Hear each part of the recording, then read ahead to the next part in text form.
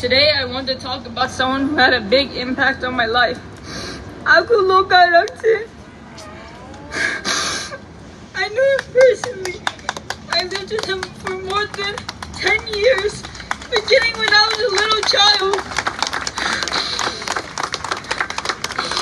He wasn't just someone I heard about, he was a part of my life.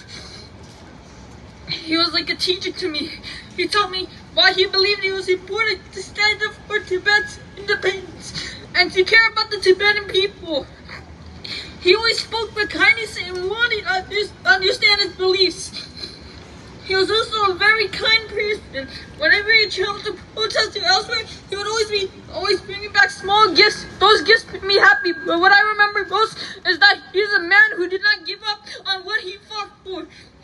His decision to set himself on fire was a tragic act of protest. He hoped it would bring attention to the struggles of the Tibetan people. While many people have different views about his actions, I remember first as a caring, generous, and thoughtful person who would give up everything for Tibet to be free. I feel grateful that I had a chance to know him, and I will always remember his kindness and the lessons he taught me and the way he cared for others. He and other Tibetans who did the act of protesting through self-immolation did not only do this for the freedom of their nation, they also did it for the younger Tibetan generation, so that in the future they can have a place to call home.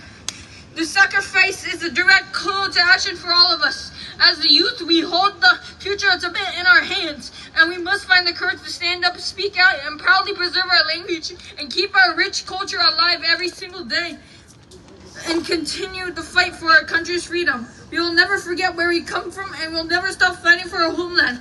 Begalo! Begalo! Begalo! Begalo! Oh, look at it! Oh, look at it.